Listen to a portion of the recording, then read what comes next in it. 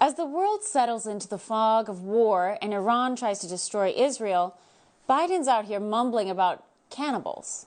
And the question that at first arose out of comic curiosity arises now with pressing panic. Who is in charge of America right now?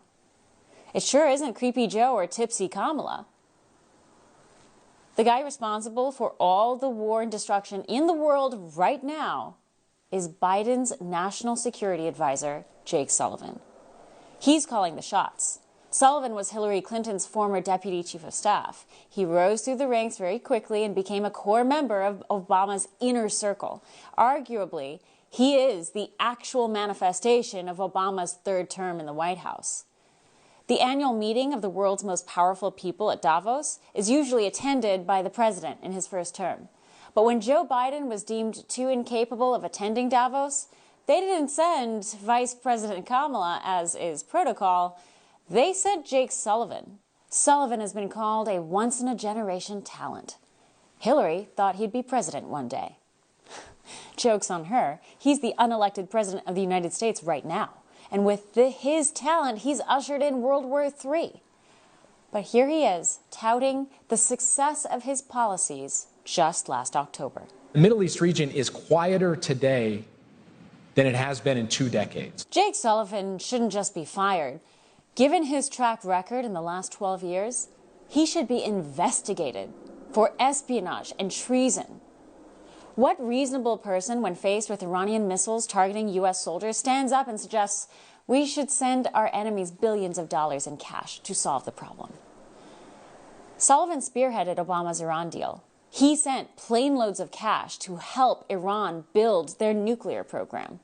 One of his first acts at the White House under Biden was to undo Trump's terrorist designation of Iran's top terror group, the Houthis. Sullivan oversaw the Afghanistan withdrawal. He oversaw the hiring of top Iranian sympathizers in top positions at the Pentagon and State Department. Sympathizers who were emailing Iranian officials as if they were their bosses. Ariane Tabatabai, Ali Vaez, Dina Esfandari, just to name a few. Sullivan put known Hamas sympathizer Rob Malley in charge of Iran talks. Malley's clearance has since been suspended. The only thing standing in the way of Iranian empowerment? Saudi Arabia. So that's why Biden called Saudi Arabia a pariah. The Saudis loved Trump. There was peace in the Middle East back then. But remember when Biden decided he did not want to be seen shaking hands with the Crown Prince? This was the moment Saudi Arabia and the Crown Prince took a giant step back from America. And now the Middle East is in more turmoil than it has been in 2 decades. Sullivan is now panicking. He's made a mistake. So he's flown all year back and forth to Saudi Arabia, and they laugh at him. Case in point, last week, the White House delicately admitted that they had to postpone Sullivan's 5th trip to Saudi Arabia in a year. The reality? The Saudis canceled. Saudi Arabia has always offered a balance against Iran in the Middle East. Trump understood this, but Jake Sullivan and Obama ticked them off and spit in their face. Jake Sullivan underestimated just how much this would actually backfire. So now the Saudis are showing the world what it is like to have no control over the Middle East. And now Sullivan is desperate to bring them back.